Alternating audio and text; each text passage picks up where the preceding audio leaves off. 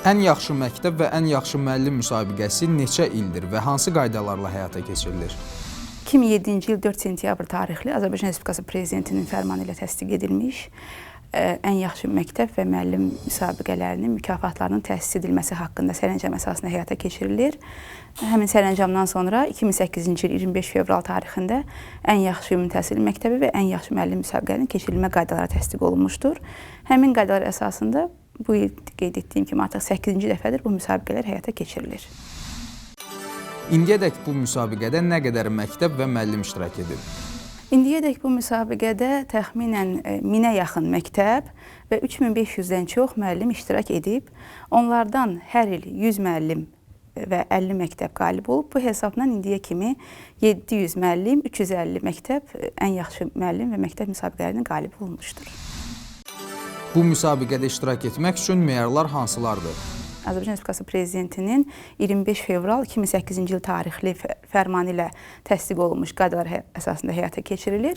Ən yaxşı ümumi təhsil məktəbi müsabiqəsində iştirak etmək üçün məktəb buraxılış imtahanlarında, qəbul imtahanlarında yüksək nəticələr göstərməlidir. Yeni innovativ təhsil layihələrində iştirak etməlidir.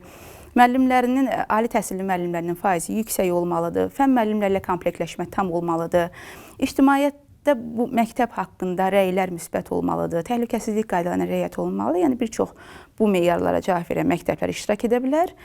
Müəllim müsabiqəsində, ən yaxşı müəllim müsabiqəsində iştirak üçün isə müəllim ən azı 5 il pedaqoji staja malik olmalıdır. Əsas iş yeri məktəbi olmalıdır, ümumi təhsil məktəbi olmalıdır. Bununla yanaşı müəllim müxtəlif ixtisas artırma tədbirlərində iştirak etməlidir. Ola bilər müxtəlif ixtisas artırma tədbirlərində müəllimlər özləri dərs desinlər, məşğələ aparsınlar. İnformasiya kommunikasiya texnologiyalarından istifadə bacarıqları yüksək olmalıdır. Müəllimlərin təcrübə mübadiləsi məqsədilə digər ölkələrdə kurslarda iştirak etməsi, beynəlxalq səviyyəli, respublika səviyyəli konfranslarda məruzə ilə çıxış etməsi də onların müsabiqədə iştirakı üçün əsas səbəblərdən biridir. Müsabiqələr hansı mərhələlərdən ibarətdir və qiymətləndirmə necə aparılır? Ən yaxşı ümumi təhsil məktəbi və ən yaxşı müəllim müsabiqələrinin hər biri 3 mərhələdən ibarətdir.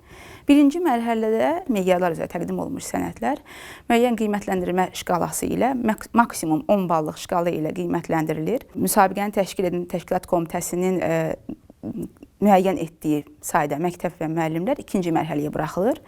Ən yaxşı ümumi təhsil məktəbinin ikinci mərhələsində həmin məktəblərin buraxılış imtahanlarında, son 3 ildəki buraxılış imtahanlarında olan keyfiyyət göstəriciləri müəyyən əmsal şəklində hesablanır. Üçüncü mərhələdə həmin məktəblərin rəhbərləri təşkilat komitəsi qarşısında 10 dəqiqəlik təqdimatla çıxış edirlər.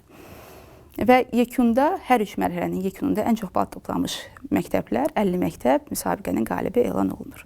Ən yaxşı müəllim müsabiqəsində birinci mərhələsi qeyd etdiyim kimi sənədlərin ekspertizasıdır. Sənədlər ekspertiza olunduqdan sonra ikinci mərhələyə buraxılmış müəllimlər Bakı şəhərinin seçilmiş məktəblərində sınaq nümunə dərsləri deyirlər və sınaq nümunə dərsləri də müəyyən olmuş fənn komissiyaları tərəfindən 10 ballıq şkala ilə qiymətləndirilir.